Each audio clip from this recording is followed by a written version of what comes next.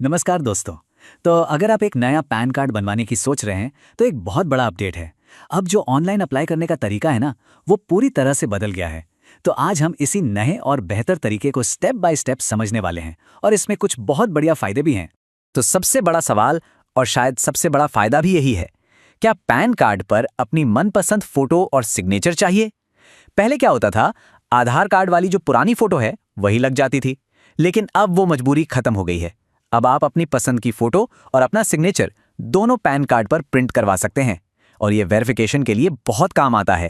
अच्छा, तो चलिए फटाफट से समझते हैं कि पुराने और नए तरीके में आखिर फर्क क्या है। देखिए, जो पुरानी ई-केवाईसी वाली प्रक्रिया थी उसमें तो आपके आधार कार्ड वाली फोटो अपने आप आ जाती थी और सिग्नेचर वो तो होता ही नहीं था कार्ड पर। लेकिन अब जो ये नई ई साइन वाली प्रक्रिया है, इसमें आप अपनी मर्जी की फोटो और सिग्नेचर दोनों को अपलोड कर सकते हैं। यही मेन डिफरेंस है। तो ये रहा हमारा आज का रोड मैप। हम इन सभी स्टेप्स को एक एक करके देखेंगे ताकि पूरा प्रोसेस एकदम क्लियर हो जाए। ओके, तो चलिए शुरू करते हैं। सबसे पहले देखते हैं कि NSDL पोर्टल पर आवेदन की शुरुआत कैसे करनी है। तो सबसे पहले आपको NSDL की वेबसाइट पर जाना है। वहां पर आपको चुनना है new pan Indian citizen form 49A। ठीक है, इसके बाद कैटेगरी में इंडिविजुअल सेलेक्ट करना है, फिर अपनी बेसिक जानकारी जैसे नाम और कॉन्टैक्ट डिटेल्स भरनी है। और हाँ, सबसे ज़रूरी बात, एक टोकन नंबर जनरेट होगा, उसे कहीं संभाल कर रखिएगा, बहुत काम आता है। चलिए अब आगे बढ़ते हैं। अब जो स्टेप आने वाला है ना, वो इस पूरे प्रोसेस का सबसे ज़रूरी हिस्सा है। यहीं पर आपको सबसे बड़ा फैसला लेना है। अब देखिए, स्क्रीन पर आपको दो ऑप्शन दिखेंगे। अगर आप चाहते हैं कि आपके पैन कार्ड पर आपकी पसंद की फोटो और सिग्नेचर आए, तो आपको दूसरा वाला ऑप्शन चुनना है, यानी सबमिट स्कैन्ड इमेजेस थ्रू ई साइन। यही वो ऑप्शन है जो सब कुछ बदल देता है। पहले वाले में तो वही आधार वाली फोटो आ जाएगी। अच्छा, इसके बाद आपको अपनी कुछ और पर्सनल डिटेल्स भरनी है। ध्यान से भरिएगा। अपने आधार नंबर के आखिरी 4 अंक डालने हैं और नाम की स्पेलिंग वो बिल्कुल वैसी ही होनी चाहिए जैसी आधार कार्ड पर है, एकदम सेम। फिर जेंडर सेलेक्ट करना है और पेरेंट्स की डिटेल्स डालनी है। इनकम के सोर्स में अगर कोई इनकम नहीं है तो आप नो इनकम का ऑप्शन भी चुन सकते हैं, कोई दिक्कत नहीं है। चलिए अब बात करते हैं डॉक्यूमेंट्स की, और यहां पर आप देखेंगे कि ये प्रोसेस कितना आसान बना दिया गया है। देखिए, यहाँ सबसे अच्छी बात यह है कि आपको 3 अलग अलग डॉक्यूमेंट्स की कोई ज़रूरत नहीं है। मतलब पहचान का प्रूफ, पते का प्रूफ और जन्म तिथि का प्रूफ। इन तीनों के लिए आप सिर्फ अपना आधार कार्ड ही चुन सकते हैं। इसका मतलब क्या हुआ कि आपको सिर्फ एक ही डॉक्यूमेंट अपलोड करना पड़ेगा। कितना आसान हो गया। हाँ, एक चीज़ का ध्यान ज़रूर रखना है, जब आप डॉक्यूमेंट्स अपलोड करें, आपकी जो फोटो और सिग्नेचर हैं वो JPG फॉर्मेट में होने चाहिए और उनका साइज़ 50 KB से ज़्यादा नहीं होना चाहिए।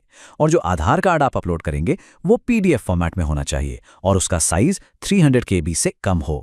ये स्पेसिफिकेशंस पहले से तैयार रखेंगे तो आसानी होगी। तो बस हम लगभग आखिर में पहुंच गए हैं। अब फाइनल स्टेप्स बचे हैं, कन्फर्मेशन, पेमेंट और सबसे ज़रूरी ई-ऑथेंटिकेशन। इस पूरे एप्लीकेशन की जो फीस है वो है 106 रुपये 90 पैसे। इसमें GST वगैरह सब शामिल है और पेमेंट के लिए आपको काफ़ी सारे ऑनलाइन ऑप्शंस मिल जाते हैं, जैसे UPI, debit card, credit card, जो भी आपको ठीक लगे। अब आता है फाइनल ऑथेंटिकेशन। ये 2 स्टेप में होता है, तो ध्यान से समझिएगा। सबसे पहले आपको अपने आधार के शुरू के 8 अंक डालने हैं। इसके बाद आपके रजिस्टर्ड मोबाइल नंबर पर एक OTP आएगा, उसे डालना है। ये हो गया पहला ऑथेंटिकेशन। इसके बाद फाइनल ई साइन के लिए आपको अपना पूरा आधार नंबर डालना होगा और फिर एक और OTP आएगा। जैसे ही आप ये दूसरा OTP डालेंगे, आपका एप्लीकेशन फाइनली सबमिट हो जाएगा। तो एप्लीकेशन सबमिट होने के बाद क्या होगा? देखिए, 3 से 4 दिन के अंदर ही आपका ई-पैन कार्ड, यानी जो PDF वाली कॉपी होती है, वो आपकी ईमेल ID पर आ जाएगी।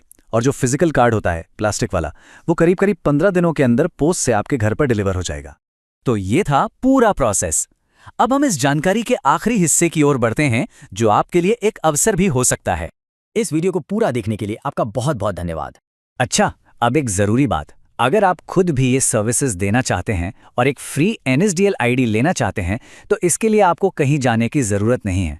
हमने नीचे एक URL दिया हुआ है और यही लिंक आपको वीडियो के डिस्क्रिप्शन में भी मिल जाएगा। उस लिंक पर आप क्लिक करके बहुत ही आसानी से और बिल्कुल फ्री में NSDL की ID के लिए अप्लाई कर सकते हैं। अब इस NSDL ID से होगा क्या? देखिए, इस ID के जरिए आप कई ज़रूरी सेवाएं शुरू कर सकते हैं, जैसे कि किसी का नया पैन कार्ड बनाना या किसी के पैन कार्ड में कुछ अपडेट करना हो, और भी कई ज़रूरी सुविधाएं होती हैं। ये सभी सर्विसेज बहुत ही आसान तरीके से काम करती हैं और आप चाहें तो अपनी दुकान से या अपने सेंटर से इन्हें बहुत आराम से शुरू कर सकते हैं। तो देर मत कीजिए, नीचे जो URL दिया गया है उस पर क्लिक करिए या फिर वीडियो के डिस्क्रिप्शन में जो लिंक है उसे खोलिए और अभी तुरंत अपनी फ्री NSDL ID के लिए अप्लाई कर दीजिए।